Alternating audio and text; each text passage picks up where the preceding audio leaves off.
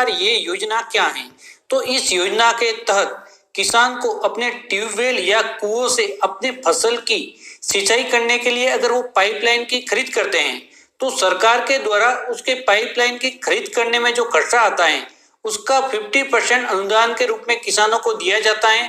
तो अगर किसी भी किसान को अपने खेत पे सिंचाई करने के लिए पाइपलाइन की खरीद करनी है तो इस योजना में आवेदन करके वो बेनिफिट ले सकते हैं।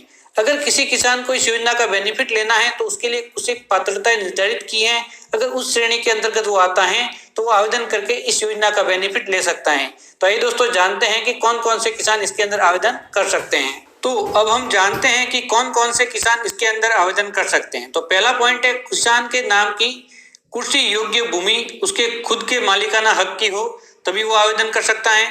दूसरा पॉइंट है, किसान के पास कुएं पर खुद का विद्युत, डीजल या फिर ट्रैक्टर से चलने वाला पंप सेट लगा हुआ हो तभी वो इसके अंदर आवेदन कर सकता है।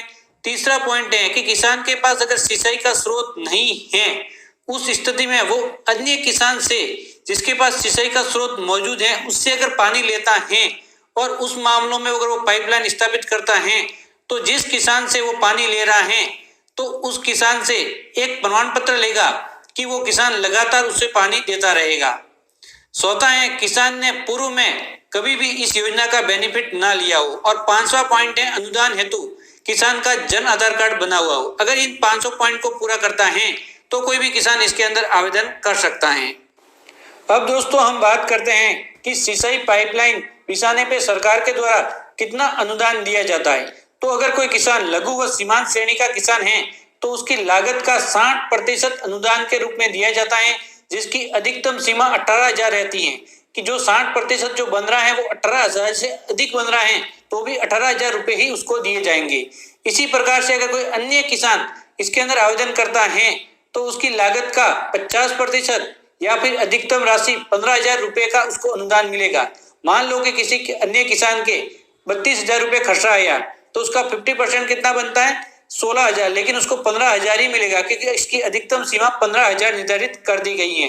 इसके अलावा दोस्तों जो लघु व सीमांत किसान को अन्य किसान से 3,000 रुपए अतिरिक्त मिल रहे हैं वो मुख्यमंत्री कृषक साथी योजना के तहत दिए जा रहे हैं। अब हम बात करेंगे कि इसके आवेदन के लिए किसान के पास क्या क्या डॉक्यूमेंट होने चाहिए। तो किसान का आधार कार्ड बना हुआ हो और उसके साथ मोबाइल फोन नंबर लिंक हो। दूसरा दस्तावेज है, किसान का जन आधार कार्ड बना हुआ हो और उसके साथ बैंक खाता लिंक हो। तीसरा दस्तावेज है जमाबंदी की नकल जो कि 6 महीनों से अधिक पुरानी ना हो। और दोस्तों वो आप ऑनलाइन भी डाउनलोड करके जो डिजिटल साइन वाली होती हैं वह भी लगा सकते हैं या फिर पटवारी से हस्ताक्षर करवा के भी लगा सकते हैं। इसके अलावा खेत की जमीन का नक्शा लगाएंगे जो कि पटवारी के द्वारा प्रमाणित होगा। इसके अलावा अगर आवेदक अनुसूचित जाति या फिर अनुसूचित जनजाति से बिलोंग करता है तो वो अपना जाति प्रमाण पत्र भी साथ में संलग्न करेगा।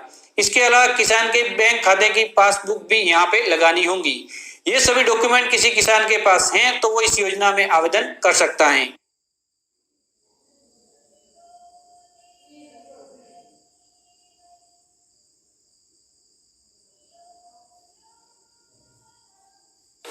अब हम बात करते हैं कि इसका ऑनलाइन आवेदन कहां से किसान करवा सकता है। तो किसान नजदीकी ई मित्र पे जाके इसका आवेदन करवा सकता है या फिर किसान राज्य किसान साथी पोर्टल से भी ऑनलाइन आवेदन